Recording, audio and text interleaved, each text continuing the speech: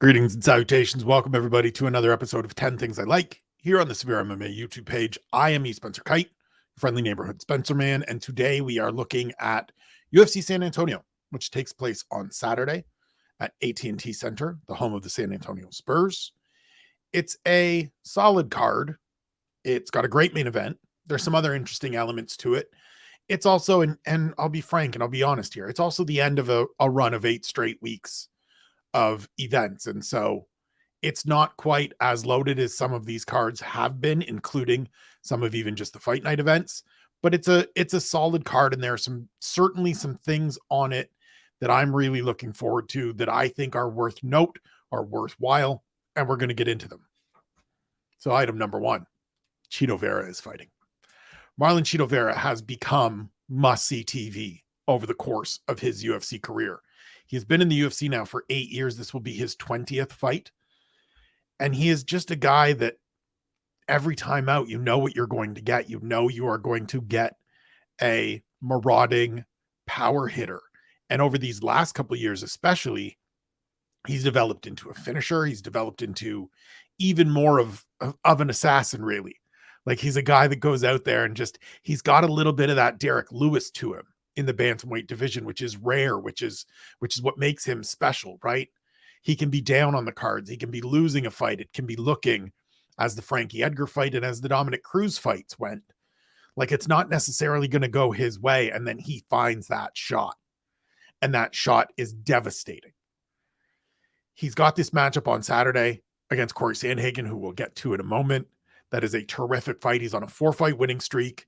It's really the opportunity, and Harry and I talked about this on the preview show, which will come out a little later on today, that he feels like that guy a little bit that you just can't say for certain whether he's going to be a contender or like a legitimate potential champion or not, because he's got that ineffable quality to him where it's just that bit of spark, right? He might, in theory, he can't keep knocking people out. He can't keep winning these fights where he's getting outstruck and just out damage people like he did in the Rob Font fight, or he can't find the head kick like he did against Frankie and against Dom Cruz. Or can he? It makes Marlon Vera an absolute tractor beam for me. Like, the minute I see his name, I go, okay, I'm in. Don't tell me anymore. You've already made the sale. I'm here. I'm watching this fight. It's crazy that a guy that started out all the way back at UFC 180 in Mexico City with a loss at that, after coming off the Ultimate Fighter Latin America, is in this position now. It's amazing to see. As I've said a couple times, I have a story on OSDB, not here, but earlier in other programs. I have a story this week on OSDB Sports about Chito and his development, the importance of a fighter like him and fighters like him in tracking their development and giving them an opportunity. And it's great to see. Item number 2, Corey Sandhagen is fighting. Like Chito, Corey Sandhagen is one of those, you say his name and I'm in. It doesn't matter who he's fighting. It doesn't matter where on the fight card it is, what stakes, if any, are involved.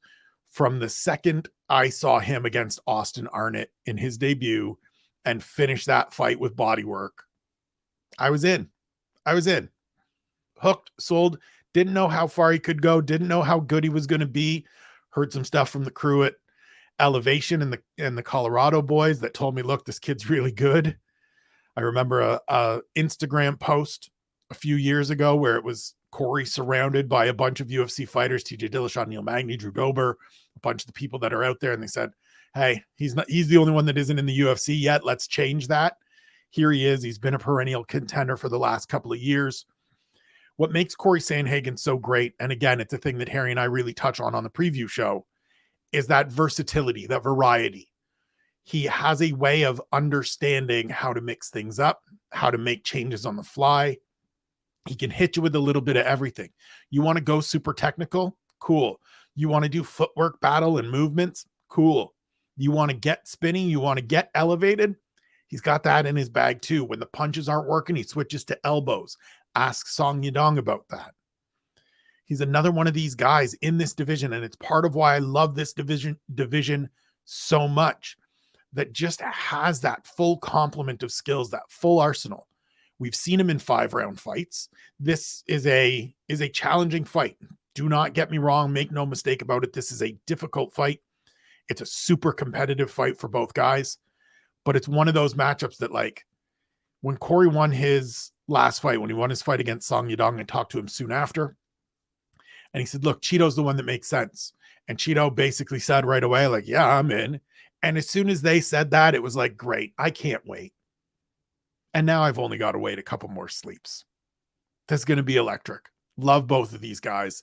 They're both part of the insert name is fighting club, as you have just seen. Should be fantastic. Item number 3, featherweight Donnybrook. Nate Landwehr, Austin Lingo. This is one of those fights that is just going to be bonkers. Like, it's just going to be two cats in a sack fighting to get out. I remember last year, a little earlier, about 13 months ago, Julian Erosa and Steven Peterson were set to fight. And in my preview for it, I think probably in the 10 Things written edition, when it was still a written piece on the Keyboard Kimura newsletter over at Substack, I said, this is going to be fight of the night.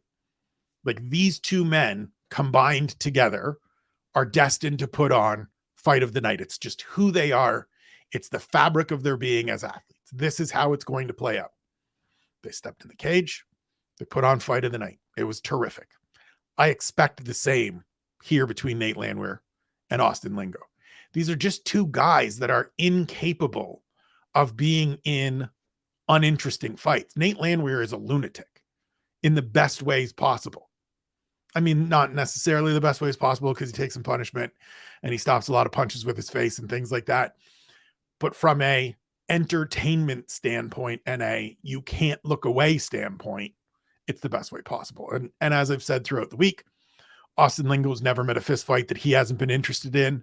This should be fun. Is it going to be the most technical? Is it going to be the most skilled? Are either of these guys necessarily going to climb into contention at 45? No. But it's going to be a punch up in the middle of the main card heading into those last couple of fights. And depending on how things go before it, it could be the nice little jolt of electricity in the middle of the main card that gets us all fired up again before we get to the co-main and the main. Item number 4, a crucial fight for Maycee Barber. This feels to me, as I said on one question, like a real sort of prove it fight, or a real, like, where is she at in her development fight for Maycee Barber against Andrea Lee on Saturday. Lee is a little bit ahead of her in the rankings, a little bit ahead of her in terms of experience, in terms of who she's fought, who she's beaten, all of those different elements. And going into her last fight against Viviana Ujo, Lee was somebody that looked like she was ready to ascend even further up the rankings. So Maycee comes in on a 3-fight winning streak. She seems to have figured out a little bit who she is as a fighter, what is her best path to victory each and every time she gets in there. She's coming off the best win of her career against Jessica Ai. And I know people will say, oh, Jessica Ai, and she retired and all of this stuff. Still the best win of her career. Still the most tenured, most established, most experienced fighter she's faced. But this win can replace that. This can be the best win of her career if she goes out and looks good against Andrea Lee on Saturday. This division has been undergoing changes, right? We have a new champion in Alexa Grasso. We have Erin Blanchfield on the ascent. Casey O'Neill is back. She lost last week in London, but she is back. She is part of that mix. And Maycee has always said and always projected as somebody that was going to be a part of that rising pack.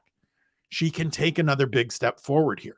This is going to be a fight that tells us whether, very similarly to Casey O'Neill's fight with Jen Maya last weekend, is she ready for that step? I think it's maybe one step behind that fight because Andrea Lee has never ascended to the level of title challenger the way that Jennifer Maya has. But it's a fight that's going to tell us where Maycee's at right now and what we can expect from her in the next 12 to 18 months, I would say. If she goes out and looks great, she's getting into the top 10 and she's getting into some of those more established names. She's looking at somebody like a Jennifer Maya next time out. And if she stumbles, if she falters, that's all well and good. She's still 24. She turns 25 in May. There's still lots of time to grow and develop and build and continue moving forward. But this one tells us where we're at in terms of that progression. Item number 5, a big moment for Manel Kape. He is one of the most frustrating fighters on the roster to me, but this is an opportunity to sort of put a little bit of that aside for me, force me to reconsider a little bit. Paired off with Alex Perez on Saturday, the final preliminary card fight. He's on a 3-fight winning streak. He's behind sort of that top 5, that upper echelon group in the division, but has the skills and has the potential to join that group, if not be the leader of that group. Skill for skill, when he is on, Manel Kape looks the part of the guy that he is quick to tell you he is as the best fighter in the flyweight division. There are also times, like in his first 2 fights, where he looked a little listless and suffered decision losses. And even his fight with David Dvorak, where he had good moments, but then seemed to want to take his foot off the gas more than you would expect of somebody that has their opponent hurt and has a chance to make a statement. This is that fight for Manel Kape where you can go out and beat a guy that's challenged for the title. You can go out and beat a guy that has been a fixture in the top 10 for the last several years. And if you want to scrutinize Alex Perez's resume and his results, it doesn't necessarily hold up that well. The last win is Jussier Formiga. That was in the summer of 2020, so it's been a minute. Before that, there's not a bunch of big names on there. There's not any tenured names in there in terms of guys that are still in the rankings and still having an impact in the division. But Alex Perez is still only 30 years old, just turned 30 a couple days ago. Still a dangerous fighter, still a skilled fighter, and a guy that could, if he is on, if he is dialed in, if he is ready to go, give Manel Kape problems. And so for Kape, he needs to come out and just shine. We need to see that best version of him, that guy that took out O'Day Osborne relatively quickly, the guy that finished Zhalgas Zhumagulov in the first round. This is his chance to move forward, and I'm looking forward to seeing if he can make good on it. Item number 6, another look at a couple featherweight youngsters. So Tucker Lutz, Lucas Alexander, both fighting on the prelims. The former is taking on Daniel Pineda. The latter is taking on Stephen Ocho Peterson, who I mentioned earlier. And for me, these are just the perfect kind of fights for young competitors like Lutz and Alexander, who have limited experience in the UFC. For Lutz, he's coming back for the first time in about 16 months, coming off a loss.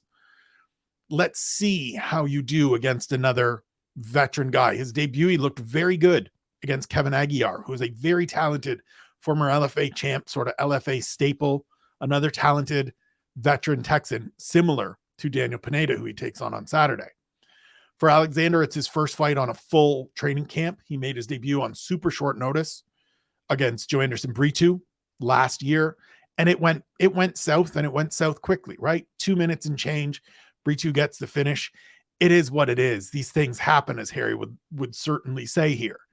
Now we get Steven Peterson, who is, again, a tenured veteran, a tough out, a guy that loves a scrap, as I said earlier, allergic to being in boring fights, and will be a test.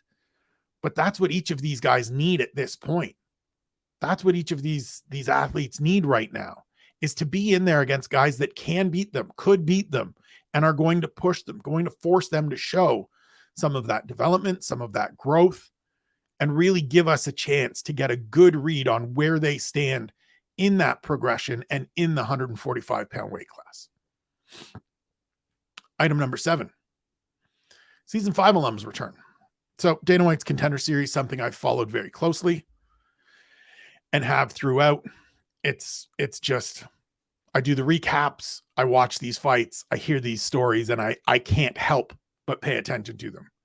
And so for me, I look forward to seeing Manuel Torres and Victor Altamirano continue to progress in the UFC. Torres looked very good in his debut, knocking out Frank Camacho, who is a tough veteran guy, a guy that's down for a scrap. Like, it wasn't one of those fights where it makes a huge impact. It's not a huge statement win, but it's a very good win nonetheless. And then for Victor Altamirano, he lost his debut by split decision to Carlos Hernandez. A lot of people thought it should have went the other way. And then he comes out in his sophomore effort, has a little bit of a stumble early against Daniel Da Silva, but then rallies real quickly to finish Daniel Da Silva in that first round to get his first win. Similar to the young featherweights, this for me is just, it's really, truly, truthfully all about just getting more experience, just getting more reads on these athletes. And I know I say it every week. I know that that's not a thing that a lot of people are looking for, and they would like different or better or other from these UFC events. And they would like to see fewer Contender Series alums on these cards. But the Contender Series has produced good fighters at the top end, like the best of the Contender Series classes. We have a world champion. We have contenders. We have top 15 fighters. We have a lot of good mid-pack fighters. And it's just about seeing if these men and women that emerge off this show can continue to grow into that and be more and do more and, become the next, show that they're the next Jamal Hill, Brendan Allen, Sean O'Malley, even somebody like an Andre Muniz who hasn't quite gotten into that absolute upper tier of guys, or a Johnny Walker who's an entertaining but limited fighter, or a Thiago Moises. Like, there's just so many athletes that have come off this show that we don't necessarily think of as Contender Series guys because we just think of them as quality fighters now. And so I want to see if Manuel Torres, who looked good in his debut, can continue to develop. And I want to see if Victor Altamirano, who's a little bit older and probably isn't going to get a slow play the whole way along, can go out and get a win himself against another Contender Series guy in Vinicius Salvador and progress his way into the featherweight ranks, move up through that division a little bit more. Item number 8.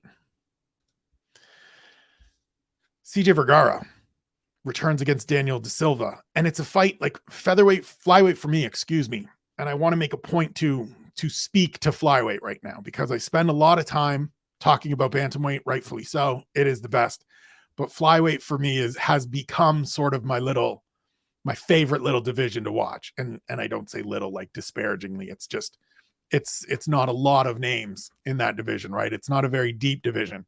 And I talked about this I talked about this yesterday, excuse me, with bringing Da Silva back for a fourth fight. There's been 11 flyweight fights this year, and 10 of them have ended in finishes. It's not what you necessarily expect, but this division has just been so good and so on fire all year, and really, truthfully, through the last couple of years. And it's great to see these guys back out there. CJ Vergara is a good fighter who has faced tough competition so far. As Harry and I talked about, and we get to this fight on the preview show, he sort of breaks it down of like, you lose a split decision to Ode Osborne in your debut. It's a close fight. Fine. You go out and get a win in your second fight, and then you lose to Tatsuro Taira, one of the best prospects in the UFC.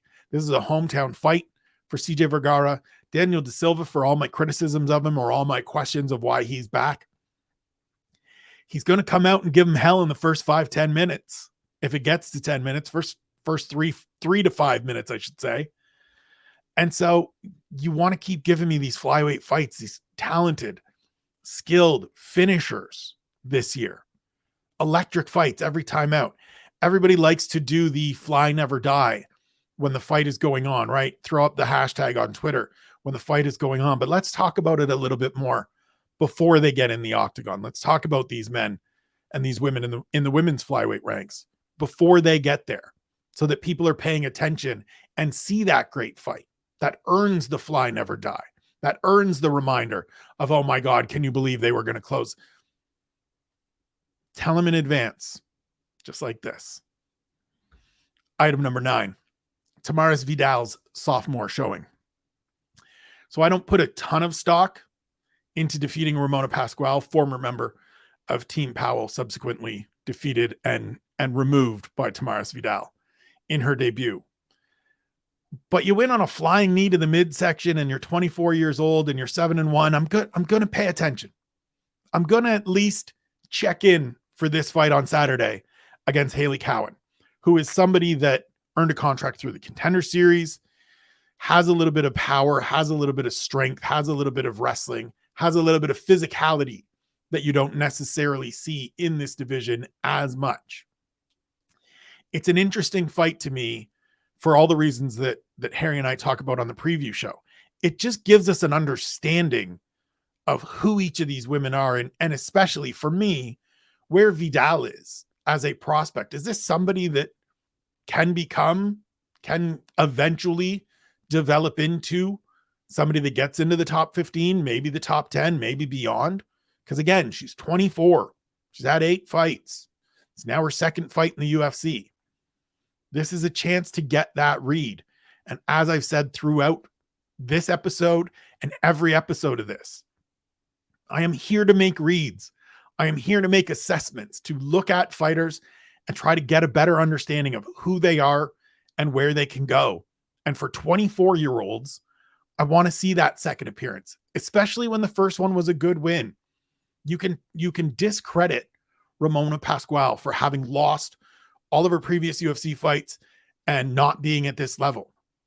Tamaris Vidal still did what you want to do in that situation, and that's go out and finish, right? We talk all the time about these people that are deserving or not deserving of being on this level. And, oh my God, how are they in the UFC?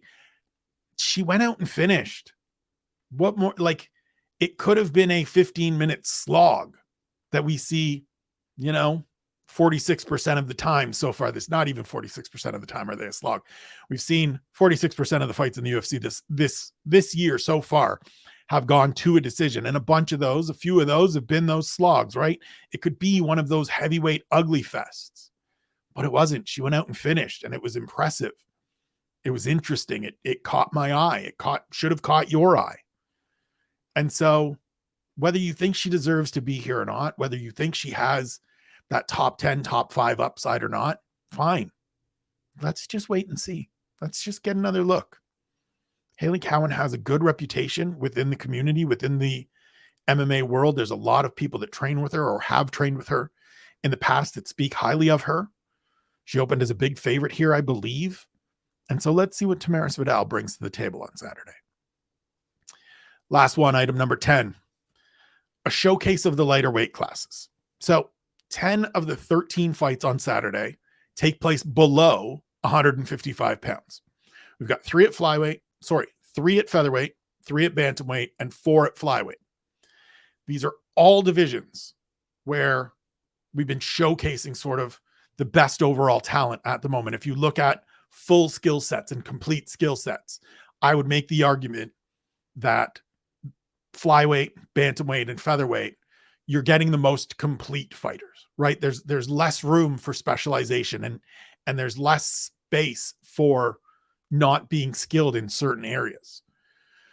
We don't have any main card heavyweight slog, as I was just talking about, right? This is tailor-made to be an event where there is a member of that heavyweight main card contingent just plopped down in that 3rd spot on the main card. We don't have that this time. We don't have any of that. The one fight we have that is above welterweight is a middleweight fight. It opens the main card, Chidi Njokuani and Albert Duraev, and it should just be an action fight. Chidi Njokuani comes out and just throws. He'll be throwing kicks up the middle. He'll be hitting with elbows, and hopefully he gets a finish or he gets a win and he gets a chance to get on the microphone and hit you with that deep, deep baritone that still catches me off guard, even though I know it's coming. I love to see this. I hope this is something that the UFC steers into on the broadcast as well. I hope whoever is down in San Antonio touches on this on the broadcast and says, like, we got a bunch of lighter weight classes, good emerging talent in some of the best divisions in this sport. Like, we don't have any. We have one middleweight fight. As I said, it should be interesting. We don't have any of the throwaway light heavyweight fights. We don't have any of the throwaway heavyweight fights. There's not even 2 veteran lightweights that are just stuck on the card somewhere because they need to get work. It's just a bunch of good, inexperienced, yes, but still early in their career talents in really competitive weight classes, getting an opportunity to shine on Saturday. And for me, I think that's a thing that the UFC should do more of. I would love to see a fight card that is exclusively 55 and below. I don't necessarily want to see a 170 and up fight card because that could get real sloggy real quickly, depending on the matchups. But I want to see things like this. I want to see these lighter weight classes showcased more. I think our attention naturally goes to heavyweight, always is going to carry attention. And then we tend to look at some of the bigger classes and get a little bit more excited for some of those weight classes where knockouts feel more prevalent. As I said earlier, flyweight is tied with middleweight right now for the most finishes this year. 10 out of 11. 91% if we're rounding up. If we're not doing decimals, 91%. Both of those weight classes. This should be fun. It's going to be interesting to see. It should move quick. It should be a good pace. That's the other thing. Nobody likes those Saturday cards where it just drags along decision. We may still get some, but with it built this way, where the majority of the fights are below lightweight, they should at least be quick-paced fights. There shouldn't be a lot of, oh my God, these two guys are exhausted and we've got 10 minutes to go. It should be fun. I'm looking forward to it. I hope you're looking forward to it. I thank you for watching. Please check out all the boys from Severe over on Twitter. Sign up for the Patreon, SevereMMA.com/pints. Follow me on Twitter if you would like, at Spencer Kyte. I will post all of this content, all of my content from across the different places where I do some contributions. I will be back tomorrow with the picks and plays, my final week without my co-host, Ian O'Neill. Hope you're having fun over in Ireland, good sir. And we'll see you next week.